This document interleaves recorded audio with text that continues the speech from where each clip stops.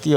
आप हॉस्पिटल देखो बावनी खेड़ा का जाके, इतना पुराना हल्का है, वहाँ कम से कम मान के चलो 50 बेड का हॉस्पिटल होना चाहिए। लेकिन देखो जेपी दलाल जी तो पहली बार विधायक बने थे, कृषि मंत्री बन गए, दबदबा तो अच्छा था उनका।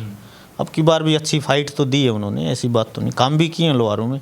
पूरा हरियाणा किलकी लगा रहे हैं, सारे रोते हैं अभी लोहारू में ले गया, लोहारू में ले गया, लोहारू में ले गया। जयप्रकाश जेपी जो कि हिसार लोकसभा आपकी लोकसभा के सांसद, वो भी पुराने नेता हैं, चौधरी देवीलाल के टाइम पर सांसद जीते हुए हैं, ग्रीन ब्रिगेड के राष्ट्रीय अध्यक्ष होते थे वो। और अब देखा जाए तो देखो रणजीत चौटाला के मुकाबले वो मजबूत नहीं थे। कुमारी शैलजा वो एक चीज़ मैं उसके बारे में कहना चाहूँगा आपको, वो जो नेताओं में होता है ना, जैसे गोलीबाजी, या बोलते हैं भैया नेता जबान का धनी, जैसे चौधरी बंसीलाल के लिए बोलते थे हम, उस प्रकार से वो जबान की धनी है। दीपेंद्र हुड्डा भी शरीफ हैं, अच्छे युवाओं की क्रेज भी है, लग रहे हैं लोग उसके पीछे। चौटाला परिवार अगर इकट्ठा हो जाए तो कुछ ना कुछ करिश्मा हो सकता है, नहीं तो ऐसे ही रहेंगे जैसे आज हैं। तो फिर हरियाणा की केवल एकमात्र नेता चौधरी देवीलाल हैं जिनकी समाधि दिल्ली में है।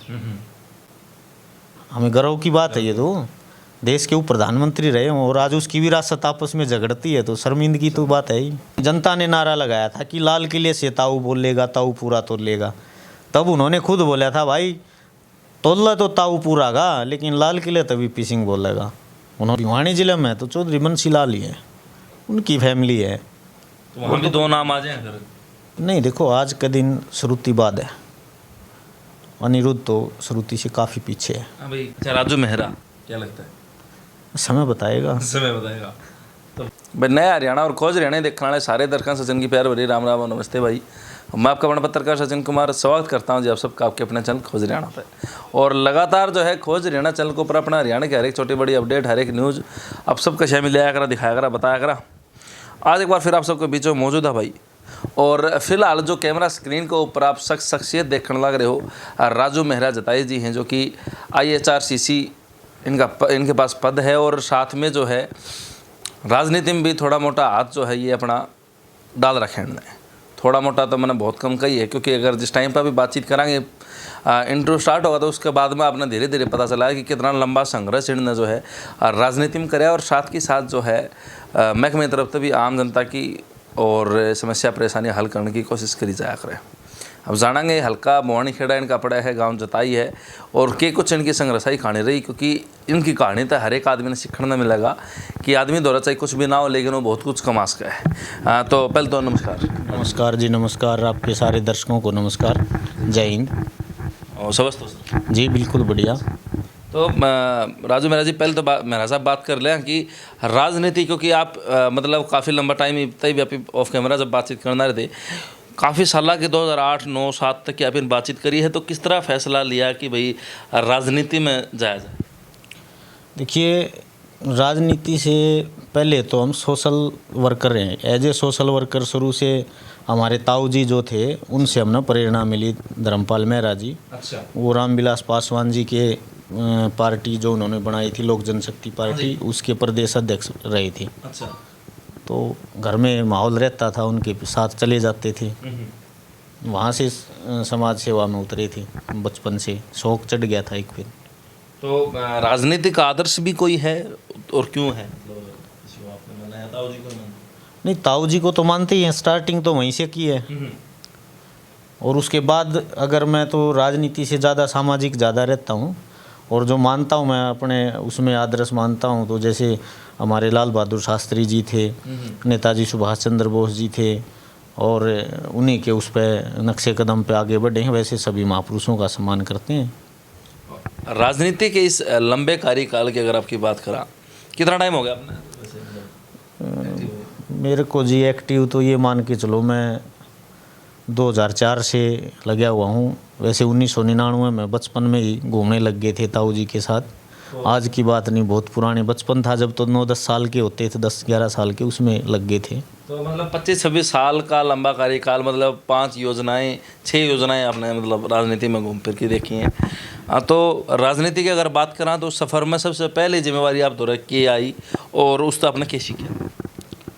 देखिए, सबसे पहले तो एज ए सोशल वर्कर ही काम किया उसमें, और मेरे को तो ये सीखा है, मैं अपनी अगर आपको कहानी बताऊं तो मैं एक बीपीएल परिवार से निकला हूँ आगे।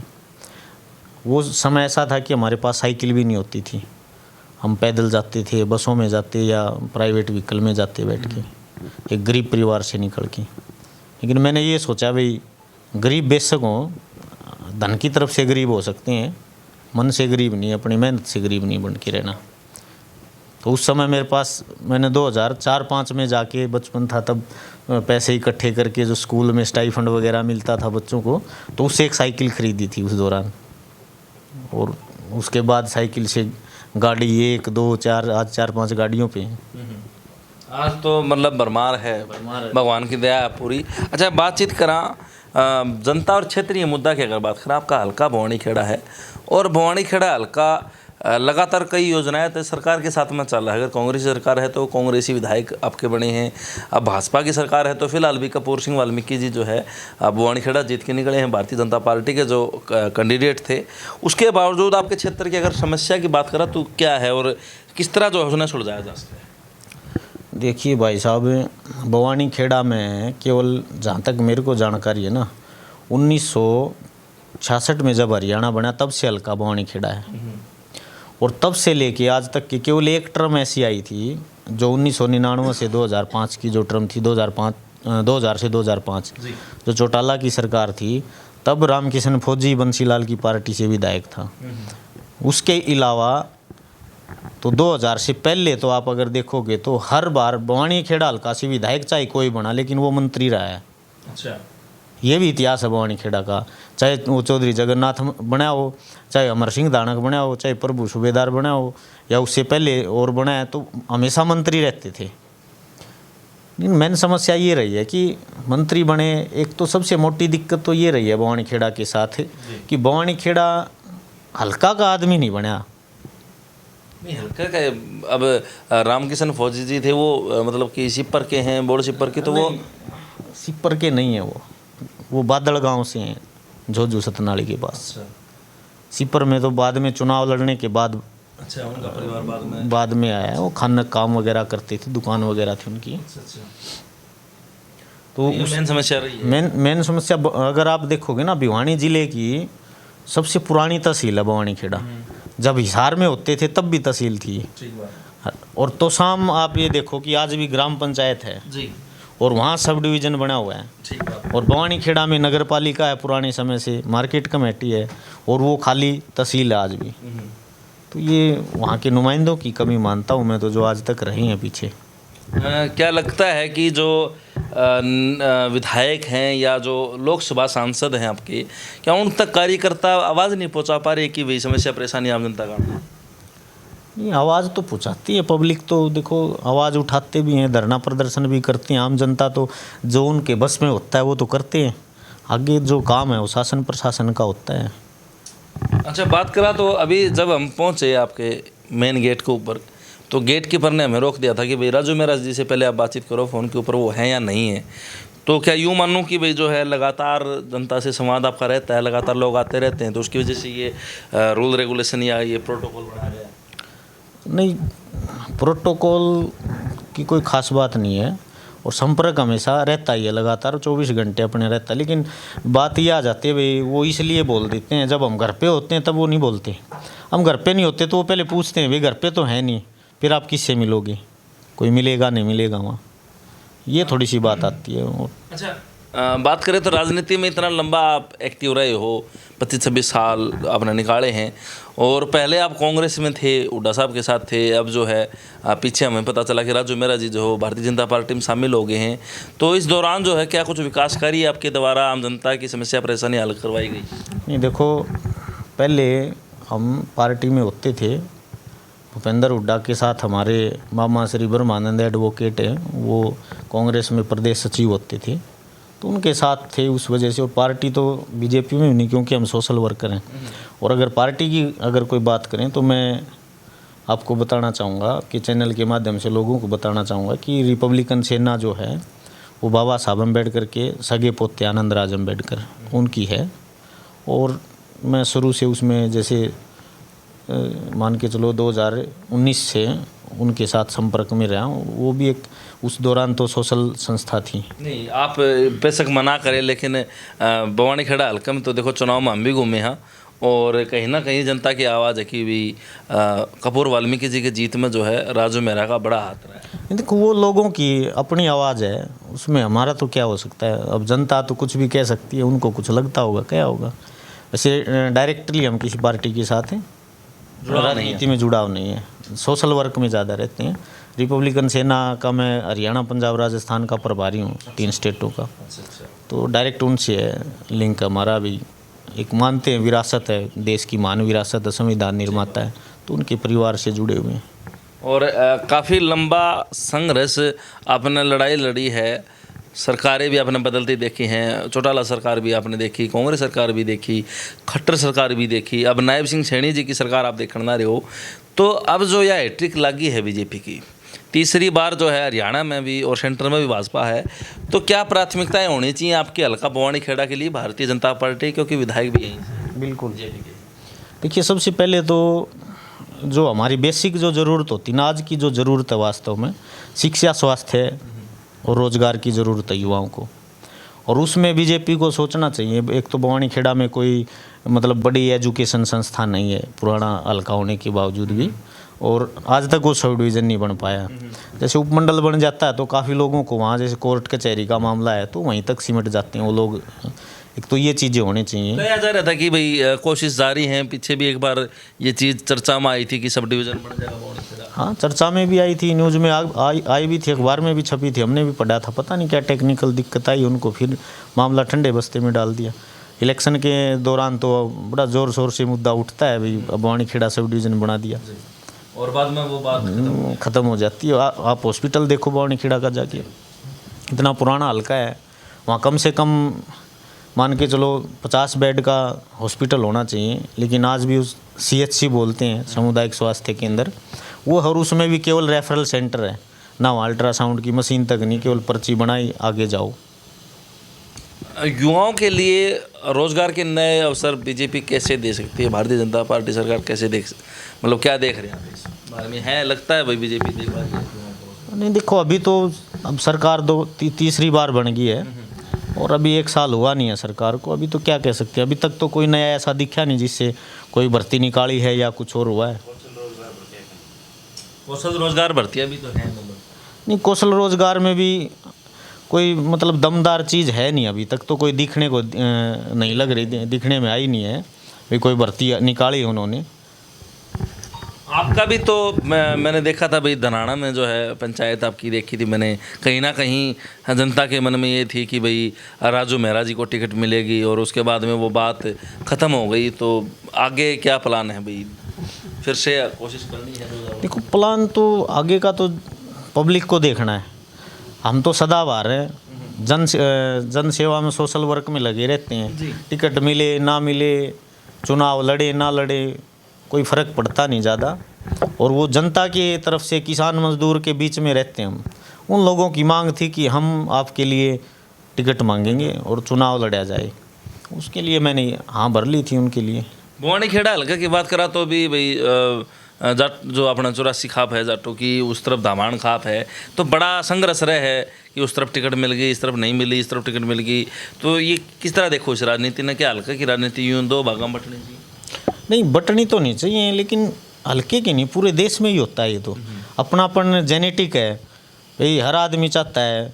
जैसे गांव का अगर हम बाहर चले जाते हैं ना विदेश में, तो हम ना कोई हमारे देश का भी मिल जाता है तो उससे लगाव होता है, अपना सा लगेगा। स्टेट में चले जाएंगे तो डिस्ट्रिक्ट का अपना लगेगा, ये तो हमारा है।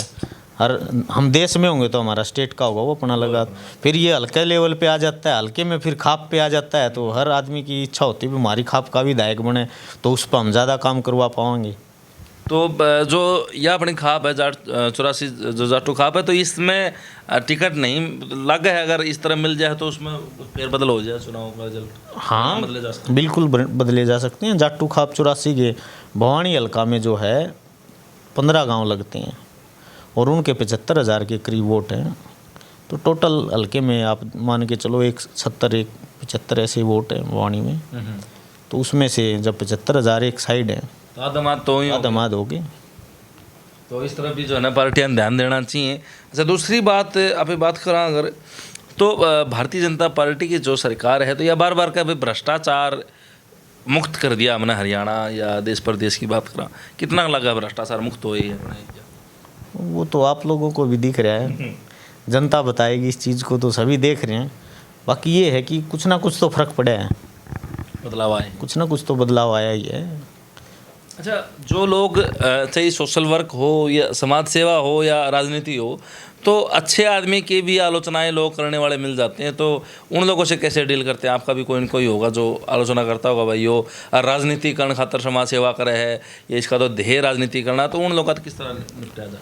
नहीं, निपटना तो ऐसा, देखो सभी लोग तो भगवान से भी खुश नहीं होते, उनके लिए भी बोलते हैं भाई ये तो गलत कर दिया इसके साथ, तो उनसे निपटने की तो कोई ख़ास ज़रूरत होती भी नहीं, इक्का दुक्का तो होता रहता है, फिर उनसे भी जयराम जी की करके निकल जाते हैं। अच्छा, दूसरा अगर देखा अपना जिले की बात करा, भिवानी जिले की, मेरा साहब तो अगर लुहारू को छोड़ दिया जाए, बहिणा तो जो है ना लुहारू वाला तो फरटिया जिता दिया, बाकी सुरती चौधरी, कपूर वाल्मीकि और जो है ना घनश्याम सराफ, 4 में से 3 विधायक बीजेपी के, तो किस तरह देखो इस चीज़ ने अपना जिला का, क्या विकास में हम भागीदार हैं?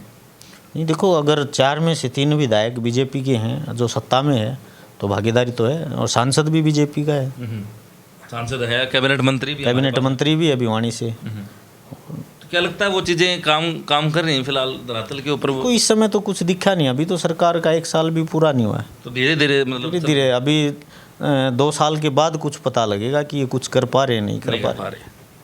क्या लगता है आपको? मतलब देखो मीडिया भी ये कह रही थी भाई 60+ हुड्डा सरकार कांग्रेस सरकार, और बाद में चुनाव परिणाम बदलते दिखाई दिए, बीजेपी की सरकार तीसरी बार सत्ता में आ गई, तो क्या कांड रही? मतलब आपके अगर आपकी पर्सनल राय?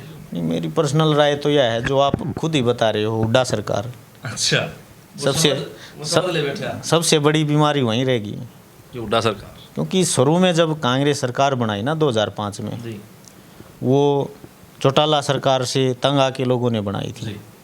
अभी अब की बार हमें मतलब देखो, मैं बेबाकी से बोलता हूँ, लोगों में एक माहौल सा बन गया था कि अब की बार नॉन जाट सीएम होना चाहिए, और वो कांग्रेस दे सकती है, क्योंकि कांग्रेस में ये था कि भजन लाल मुख्यमंत्री बनेगा।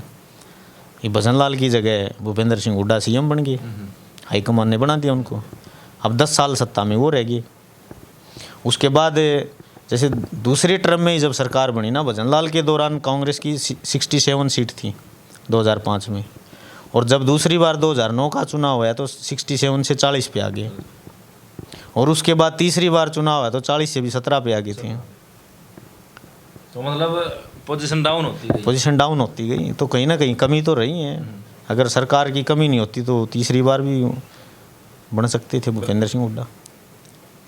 अच्छा, फिर 35-1 का नारा जो है बीजेपी सरकार में दिया जाए, जाट नॉन जाट जिस तरह आपने बात करी, तो क्या ये चीज़ें होनी चाहिए?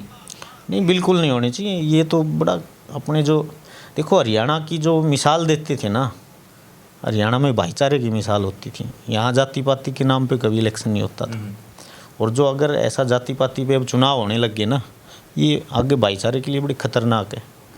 वैसे ही हमारा देश जिस तरह कहीं हिंदू मुस्लिम के झगड़े हैं, कहीं SC-BC के झगड़े हैं, कहीं फिर राजपूत और जाट का झगड़ा है, हाँ, तो हर जगह झगड़े चलेंगे तो फिर दूसरों से लड़ेंगे क्या? अब विदेशी ताकतों से कैसे लड़ सकते हैं जब घर में रोड़ा होगा तो फिर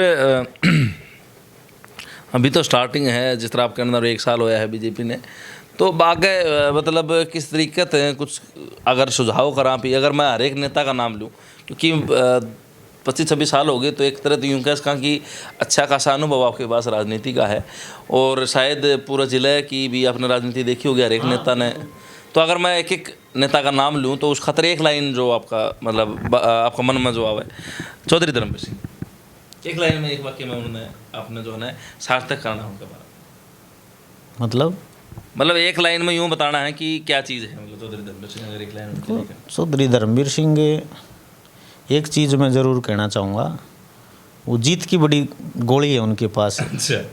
हारते नहीं वो। 2000 के बाद में कोई चुनाव नहीं आ रही। वो कभी सोना बेच दिया, कभी बारडा बेच दिया, लोहारू भी भेजने की वो थी। मतलब सांसद में भी देखो, अब की बार तो ये कह रहे थे क्लियर आ रहेंगे, फिर भी जीत गए। तो कुछ ना कुछ खासियत तो है। राज जादू मानो। हाँ बिल्कुल है। मैडम किरण चौधरी, किरण चौधरी तो देखो, चौधरी सुरेंद्र सिंह और चौधरी बंसीलाल की विरासत से हैं, और चौधरी बंसीलाल का अपने भिवानी में तो है ही है, पूरे देश में ही थी उनकी तो एक विरासत, उस वजह से इनको जीत मिलती है। भूतपूर्व कृषि मंत्री जेपी दलाल। देखो जेपी दलाल जी तो पहली बार विधायक बने थे, कृषि मंत्री बन गए, दबदबा तो अच्छा था उनका। अब की बार भी अच्छी फाइट तो दी है उन्होंने, ऐसी बात तो नहीं, काम भी किए हैं लोहारू में। पूरा हरियाणा किलकी लगा रहे हैं, सारे रोते हैं भी लोहारू में ले गया, लोहारू में ले गया, लोहारू में ले गया। फिर भी लोहारू वाले ले बैठे नहीं, वो तो 60+ ले बैठे, मीडिया की वजह से हार गए वो। कड़े हो। आप लोगों का दोष रहा है। अच्छा, जयप्रकाश जेपी जो कि हिसार लोकसभा, आपकी लोकसभा के सांसद, वो भी पुराने नेता हैं, चौधरी देवीलाल के टाइम पर सांसद जीते हुए हैं, ग्रीन ब्रिगेड के राष्ट्रीय अध्यक्ष होते थे वो। और अब देखा जाए तो देखो, रणजीत चौटाला के मुकाबले वो मजबूत नहीं थे, लेकिन पार्टी में हरियाणा में जो था बीजेपी की एक विरोधी लहर जरूर थी, उसका फ़ायदा उन्होंने मिला और वो जीत गए। कुमारी शैलजा, वो एक चीज़ मैं उसके बारे में कहना चाहूँगा आपको, वो जो नेताओं में होता है ना, जैसे गोलीबाजी, या बोलते हैं भैया नेता जबान का धनी, जैसे चौधरी बंसीलाल के लिए बोलते थे हम, उस प्रकार से वो जबान की धनी है। यस और नो उनके पास होता है, मतलब गोलीबाजी नहीं होती। इस वजह से अब नहीं तो 2 बार ओमवाड़ा से हारी भी हैं, और सिरसा में आके, जो कि मान के चलो 15-20 साल से वो दूर थी सिरसा क्षेत्र से, फिर भी वहाँ की सांसद बन गई। लोगों ने विश्वास दिखाया उनके प्रति, ईमानदार हैं, नरम है, स्वभाव नरम है उनका, नरमाई का भी उन्होंने फ़ायदा मिला है, शरीफ है। दीपेंद्र हुड्डा भी शरीफ हैं, अच्छे युवाओं की क्रेज भी है, लग रहे हैं लोग उसके पीछे।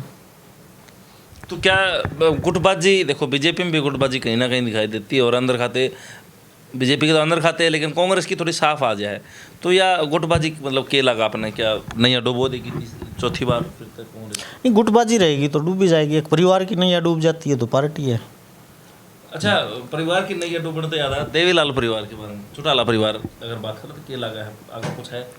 चौटाला परिवार अगर इकट्ठा हो जाए तो कुछ ना कुछ करिश्मा हो सकता है, नहीं तो ऐसे ही रहेंगे जैसे आज हैं। तो फिर तो जमानत जब्त मतलब एक तरह से खत्म हो उनके पास तो। हाँ बिल्कुल है, नहीं तो चौधरी देवीलाल की एक आपने मैं बताऊं उनके बारे में जानकारी देना चाहूँगा आपको। हमारे हरियाणा की केवल एकमात्र नेता चौधरी देवीलाल हैं जिनकी समाधि दिल्ली में है। हमें गर्व की बात है ये, तो देश के उप प्रधानमंत्री रहे और आज उसकी विरासत आपस में झगड़ती है, तो शर्मिंदगी तो बात है ही।